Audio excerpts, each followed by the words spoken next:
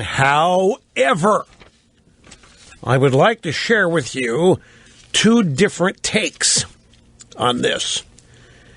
And one of them is from Salon.com, a writer named, let me find it here. Well, the first one is John Cass in the Chicago Tribune. Hillary cannot win. She's the establishment candidate in a year of insurgency. Chicago Tribune, this is, I don't know Cass, I don't know what leanings he has. The Tribune, obviously, is well, it's journalism. What do you think they are? Pull quote from the story. Clinton is the political embodiment of the establishment. And that spells serious trouble for her because the American people are in an insurgent mood, fueled by the holes in their bank accounts. All those jobs Bill Clinton sent overseas with his support for NAFTA and the rifts in what we once called the common culture. It spreads across class lines like fire in a dry riverbed, and it won't stop until the weeds are gone. Hillary Clinton will not be elected president because she can't win, and the sooner you Democrats figure this out, the calmer you will be. That's one theory. Because she's the embodiment of the establishment, and that's what this election is all about. And folks, by the way, this guy Cass is right. It is a real factor here. I know that people in the establishment, they cannot relate to this. They can't put their hands on it.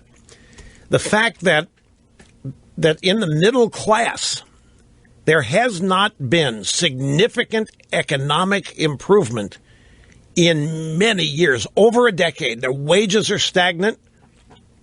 A college education has no longer become the route upward because it costs so much, you come out so indebted that it has become a shackle and a ball and chain rather than something that spurs you upward.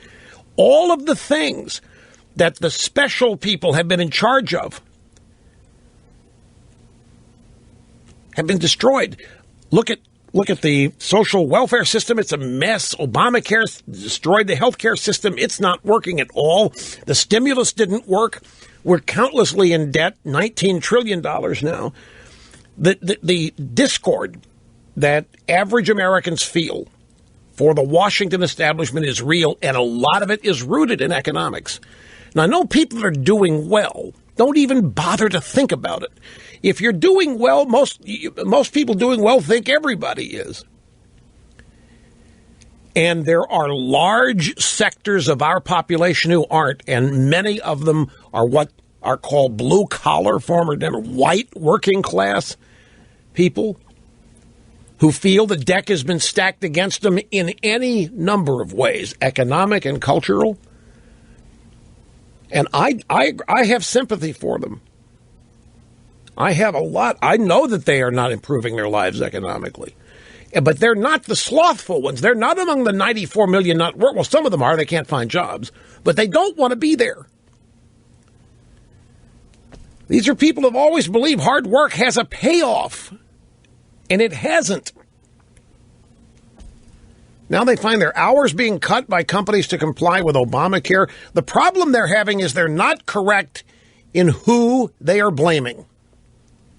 The mess is they are assigning blame to the wrong people.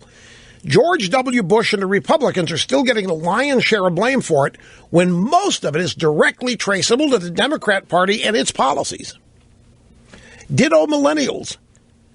They are a group of people that sees a bleak future. Many of them, not all, of course, but many of them. They don't know why. They don't relate it to current administration economic policies like immigration and health care, you name it. All of the spending, the out-of-control growth in the size of government, they just think confluence of events and the country's finally reached that point where its best days are behind it. But because they're not educated properly, they don't know who to blame. They're just down on the country at large. But all of this makes people ripe for anybody that comes along and says they can improve it and change it for them. They feel powerless. They feel ignored. I know exactly who they are. And I don't think that they're a bunch of hayseeds. I don't think they're a bunch of lowlifes. I don't think that they're identified because they're uneducated or what have you. They run the gamut. There's all kinds of different. You have a question? The official program observer has a question. What's the question? Wait. Who says can't win the nomination? Oh, well, right. Well, I'll get to that when I get to the Democrats. But I'm still talking right here about this situation that exists on the Republican side. All I'm trying to tell you is that the people supporting Trump, they are not what everybody thinks they are. They're not reactionaries and so forth. There's genuine frustration, whether it's trade deals or what have you. It's economics. It's always economics. It's always the money. But if you're doing well and you tend to think everybody else is too, you have to work at reminding yourself what it was like when you didn't have money. And there's a whole lot of people out there. The middle class in this country used to be what defined its greatness, the middle class and its possibilities. The middle class and the ability to expand and grow out of it was what set this country apart from any other, in addition to our Constitution. And it's becoming harder and harder and harder to do it now because obstacles are being put in these people's way.